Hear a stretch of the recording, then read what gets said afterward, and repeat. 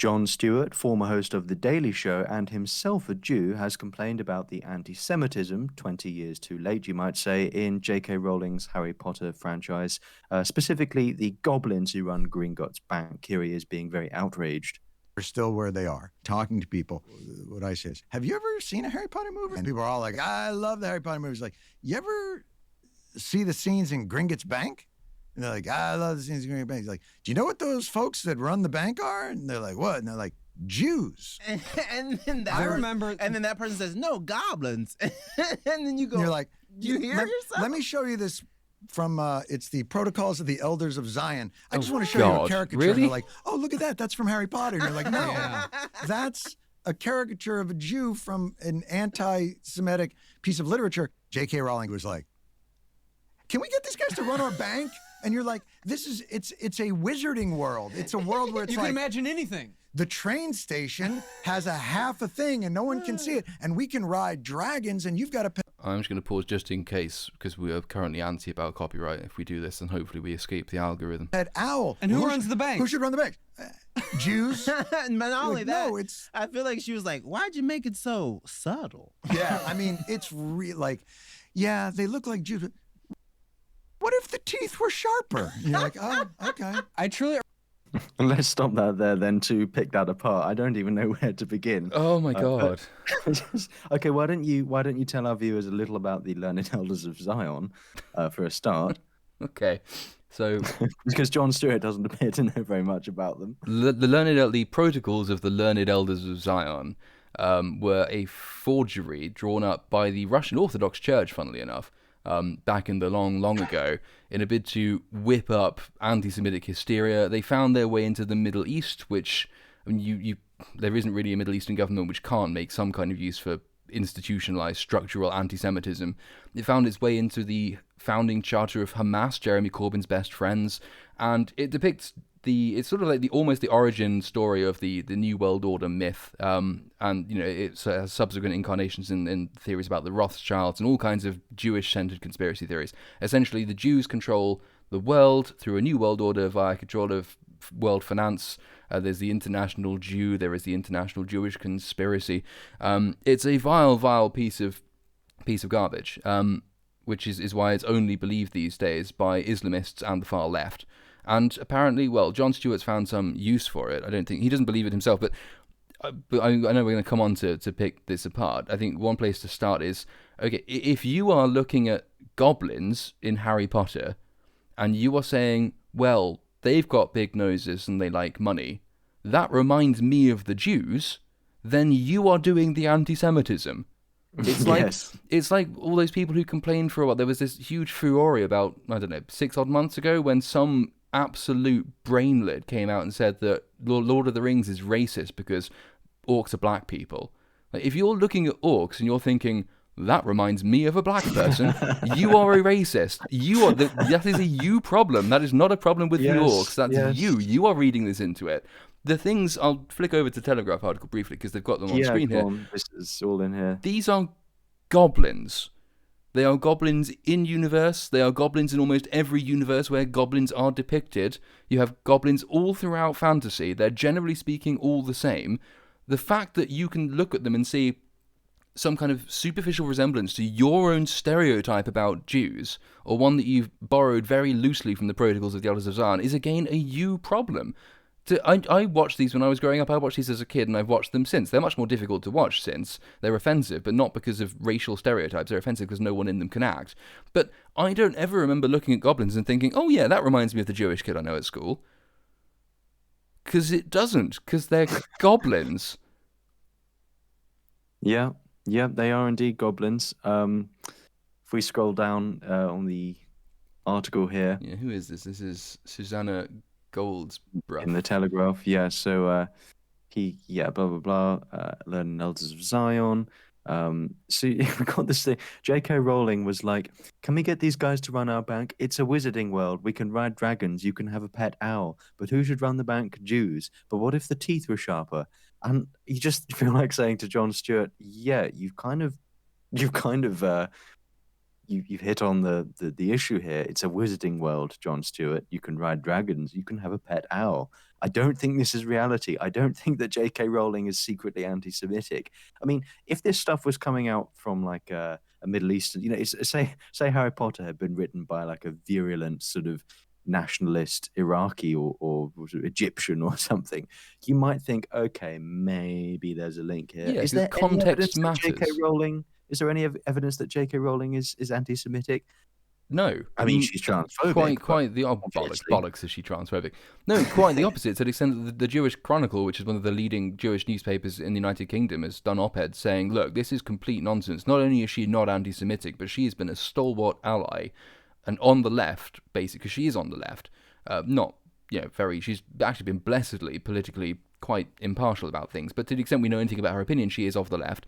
And the Jewish Chronicle has, I think, pointed out that she has been a staunch supporter at a time when the rest of the left in this country has gone hook, line and sinker in for the most vile anti-Semitism, to the extent of backing a Labour Party which was being investigated by the Equality and Human Rights Commission for institutionalised, vile, nasty anti-Semitism, and J.K. Rowling stood against all of this. Everyone remembers the mural that Jeremy Corbyn refused to condemn, and I want to dwell on that mural because it resembles the Die Stürmer cartoons that were a very prominent part from 1923 straight through the Second World War of the Nazi propaganda. Everyone knows, if you don't know what Der Stürmer is, trust me, you've seen them before. It's a very sort of typical black and white noir style sort of anti-Semitic cartoons that you see coming up. Yeah, I mean, you can find that like anything now published by the Muslim Brotherhood will show roughly the same thing. Yeah. But it wasn't just the mural, and that was overtly anti-Semitic. But it wasn't just the mural, he was laying wreaths at the graves of terrorists who were only known because they were members of Black September, which massacred Jewish athletes in the Munich Olympics in the 1970s. He was calling Hamas his friends. He was going on Iranian state TV and saying of an Egyptian border dispute that he suspects the hand of Israel in this, despite the fact there's no evidence Israel was ever anywhere near there. Jeremy Corbyn had this huge, repeated, long list of quite overt, if not conscious on his part, anti-Semitism, because being conscious requires that you have at least two brain cells to run together. Well, let's be careful here, no because evidence Jeremy of this with Corbyn Jeremy has Corbyn. recently shown himself capable of taking. Yeah, that's court exactly why I said he was too dumb to be. That's why I said he was too dumb to be consciously anti-Semitic.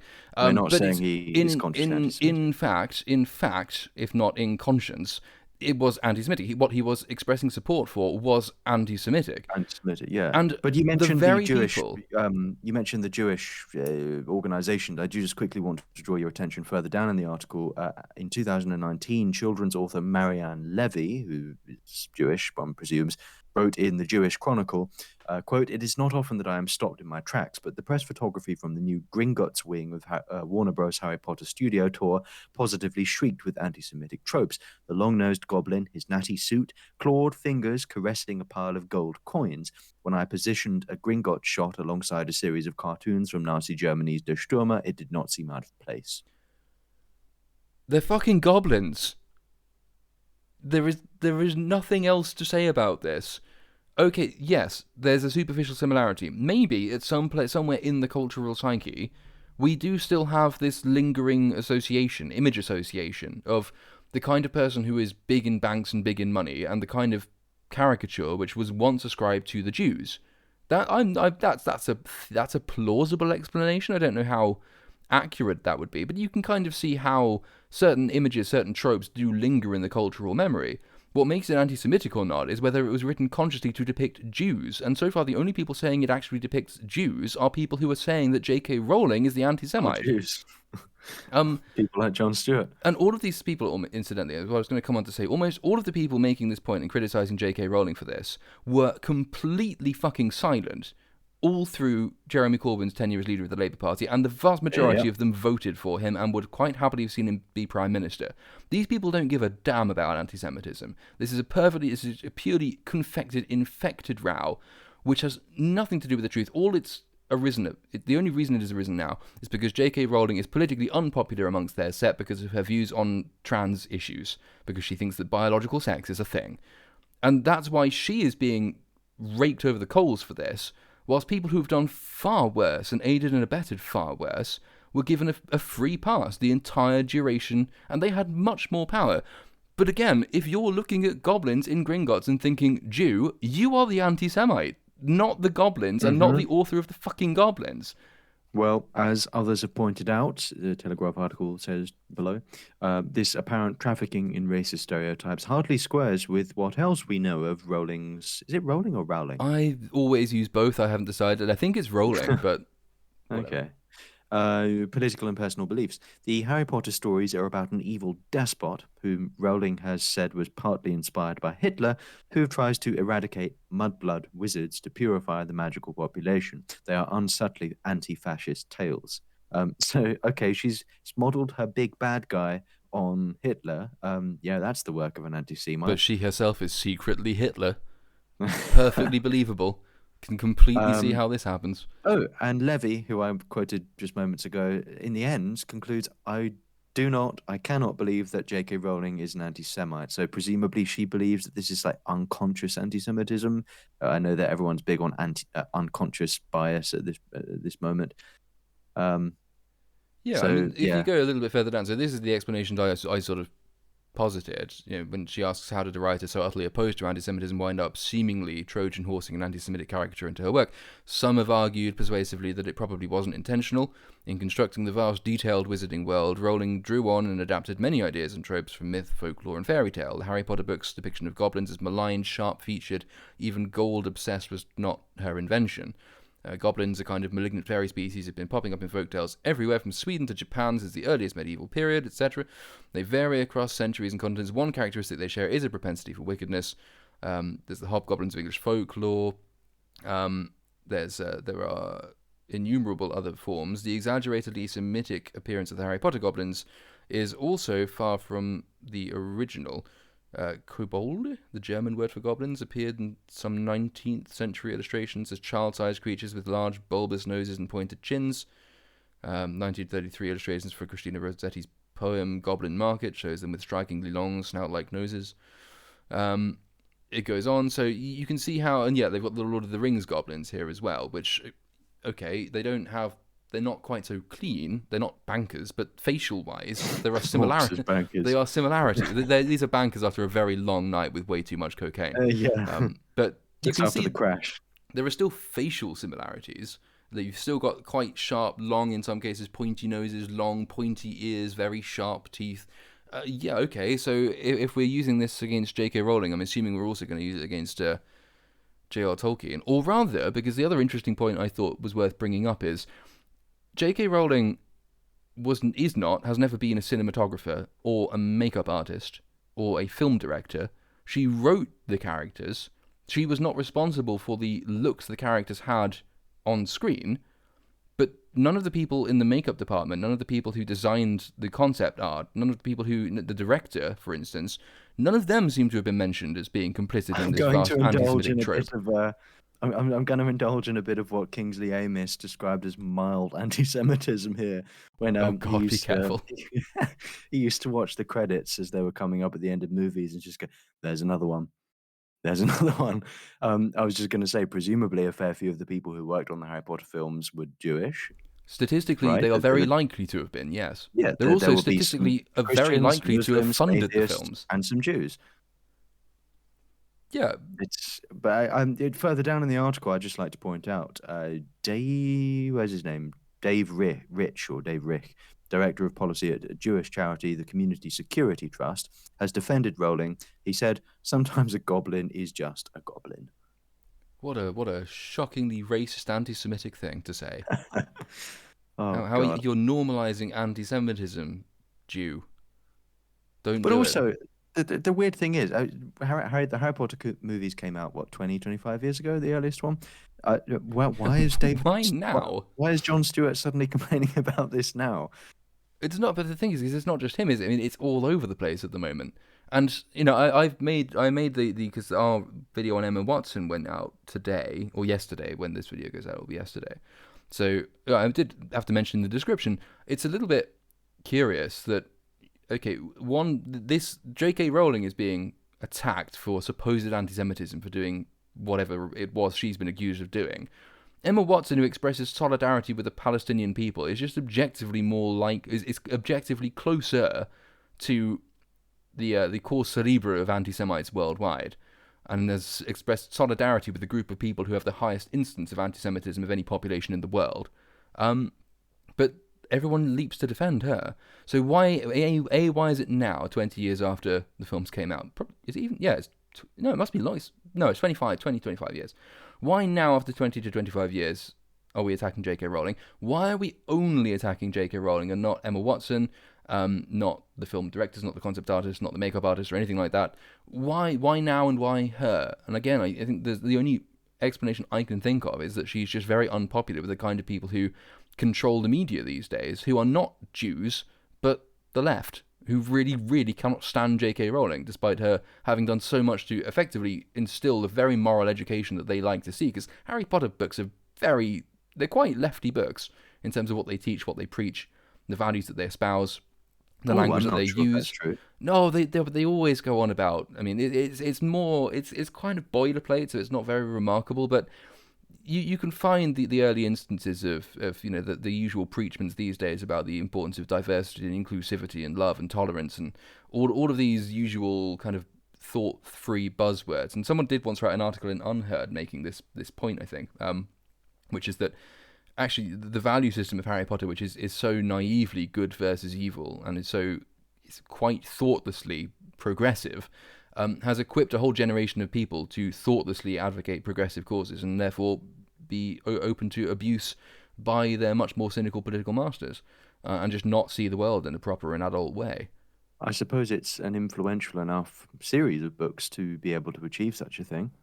Definitely, if there's any series of books at the moment that can do that, then yeah. I mean, that's why conservatives complain so much above all when they complain about the BBC. That is, complain above all about their entertainment output rather than their news reporting or everything. Because what counts as entertainment, what's put out in the soap operas and all this stuff, that's the thing that really seeps into the culture, into people's imaginations. So yeah, I mean, I wouldn't put it past the books to have had that kind of influence at all. Fortunately, they obviously didn't have that influence on me. I didn't read them. I got to the Order of Phoenix and got bloody bored. But I didn't read them. I think you read most of them. Even then, I think I could tell when I was reading a good prose style or not, and I was not in J.K. Rowling's hands. No.